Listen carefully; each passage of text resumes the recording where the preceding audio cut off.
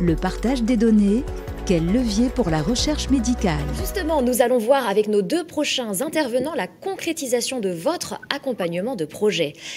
Tout d'abord, nous accueillons le docteur Arnaud Rosier, CEO d'Implicity, start-up qui a porté le premier projet pilote validé au sein du HDH. Un projet nommé Hydro visant à améliorer la prédiction des crises d'insuffisance cardiaque. Docteur Arnaud Rosier, vous êtes avec nous. On va voir d'un point de vue d'une start-up, quel impact le HDH peut-il avoir sur le développement de votre projet? Bonjour à tous. Donc, comme vous l'avez dit, Implicity est une des startups qui a été prise dans la première vague du Health Data Hub. Nous sommes une société qui accompagne les professionnels de santé, les médecins, les infirmières dans les hôpitaux, à suivre leurs patients qui sont télésuivis avec un dispositif cardiaque implantable de type pacemaker et fibrillateur. Aujourd'hui, nous accompagnons plus de 20 000 patients dans le cadre du programme ETAP en France.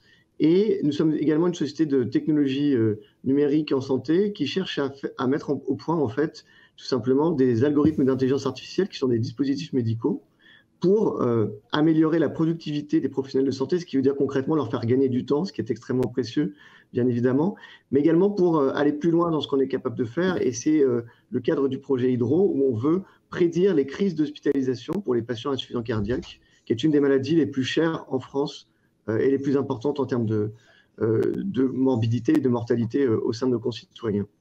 Dans ce contexte-là, donc Implicity a déposé un projet et l'intérêt d'Implicity, c'était d'avoir en fait l'accès aux données qui vont nous permettre de réaliser notre recherche. Nous disposons déjà par les hôpitaux de données sur les pacemakers, vous l'avez compris, mais ce qu'on cherche à prédire, ce sont les hospitalisations pour insuffisance cardiaque. Et donc, il était important de pouvoir avoir accès à cette donnée à travers de dizaines d'hôpitaux dans lesquels on est déjà installé. Et donc, finalement, les alternatives, il n'y en avait pas beaucoup.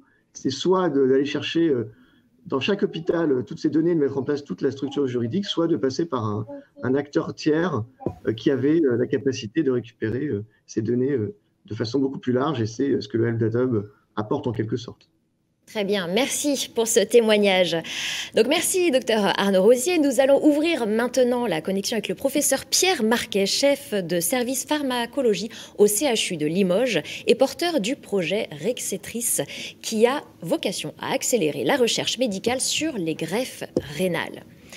Alors, professeur Pierre Marquet, votre projet vient d'être validé au sein du HDH. Tout comme nous le demandions à Arnaud Rosier, quel impact le HDH peut-il avoir sur le développement de votre projet, et cette fois-ci du point de vue d'un projet porté par un professionnel de santé?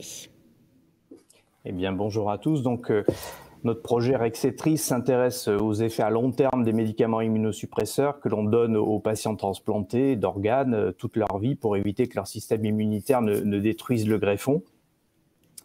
Et au CHU de Limoges, nous avons développé des outils pharmacologiques d'optimisation des traitements immunosuppresseurs qui sont disponibles sur un site internet que nous appelons Abyss, disponible depuis 2005, qui a été très utilisé par de nombreuses équipes de transplantation dans le monde, tous organes confondus, et en particulier par de nombreux centres de transplantation rénale français. Et ces outils permettent de minimiser les rejets du greffon dans les premières années après la transplantation, mais on manque de données à plus long terme. Donc avec Rexetris, nous voulons comprendre comment prolonger le fonctionnement des greffons, savoir si les outils de médecine de précision que nous avons développés et proposés sur notre site Abyss sont efficaces également sur la survie à long terme. Et pour cela, nous devons associer les données pharmacologiques que nous avons recueillies sur notre site Abyss depuis 2005 pour plus de 20 000 transplantés rénaux français, les données cliniques recueillies dans la base de données qui s'appelle Crystal de l'Agence de la biomédecine, qui suit tous les transplantés rénaux, et les données de consommation de soins du SNIRAM, la base de l'assurance maladie. Et pour ça, nous allons utiliser des outils de machine learning. Et en fait, seule la création du HDH a pu nous permettre d'imaginer cette étude. Et nous seuls pouvons mener cette étude car personne d'autre n'a une base de données pharmacologique comme Abyss. D'accord. Est-ce que vous diriez, docteur, qu'il y a urgence de mettre au profit le gisement de vos données de santé pour faire avancer la médecine, notamment sur les greffes rénales?